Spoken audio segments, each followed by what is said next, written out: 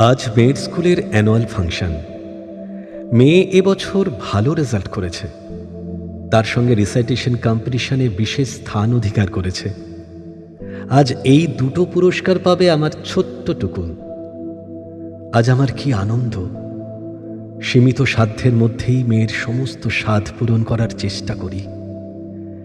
শিক্ষাগত যোগ্যতার সঙ্গে সামঞ্জস্য রেখে একটা অল্প মাইনের চাকরি, তার সঙ্গে ২-৪টে বাচ্চাকে পড়াই, তাতে যা আসে।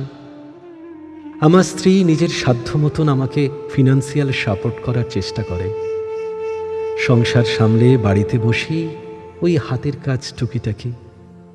ওর কোনো অভিযোগ নেই, শখ সাধ কিছুই নেই। ও যে আমার মতোই নিম্ন মধ্যবিত্ত পরিবারের মেয়ে। মা পছন্দ করে দেখে এনেছেন, সত্যি বাড়ির উপযুক্ত বউ।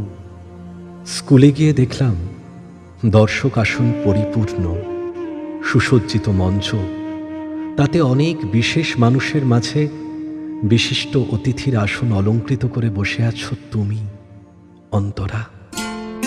থুরি, এখনকার বিশিষ্ট সঙ্গীত শিল্পী অন্তরা চন্দ্র। হয়তো ব্যস্ততার মধ্যে তুমি আমাকে দেখতে পাওনি। আমি সংকোচ ও এতটা ব্যবধানে তোমার দিকে তাকাতে পারছিলাম না। কি আশ্চর্য! সেই আমাদের এক সময়ের ছেলে মানুষই কতটা সময় একে অপরের দিকে চেয়ে থাকতে পারি।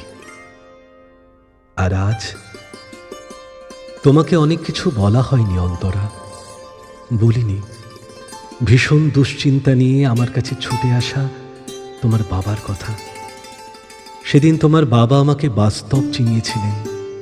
খারাপ লাগলেও যুক্তি ছিল তার কথায়।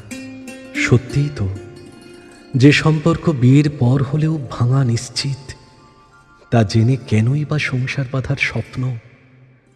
সেদিন মনের সাথে কতটা লড়াই করে এতটা কঠোর হতে পেরেছি তুমি জানো না।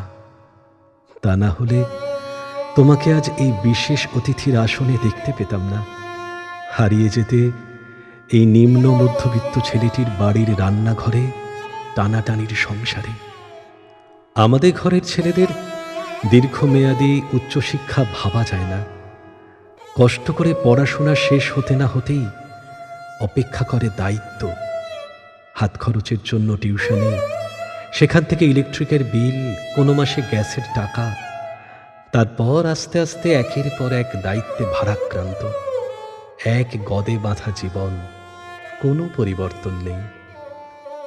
কথাগুলো ভাবতে ভাবতে হলের একদম শেষ প্রান্তে এসে দাঁড়ালাম। এতটা হয়তো তোমার দৃষ্টি পৌঁছবে না। কিছুক্ষণ পর মেয়ে এসে পেছন থেকে পাঞ্জাবি ধরে টানল। দেখি ওর হাতে 2টো পুরস্কার, মুখে মিষ্টি হাসি, জয়ের হাসি। আমার চোখ তখন আর্দ্র, কিন্তু আমার মনে আনন্দ।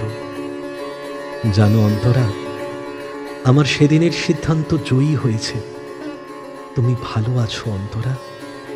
আজ তুমি সমাজের একজন প্রতিষ্ঠিত নারী। জানো, আমিও ভালো আছি।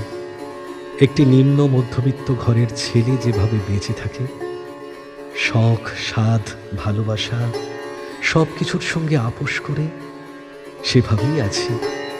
তবে খারাপ নেই, কারোর জীবন নষ্ট করার দায় নেই। ভালোই আছি এখন। আমরা তো এভাবেই বেঁচে থাকি।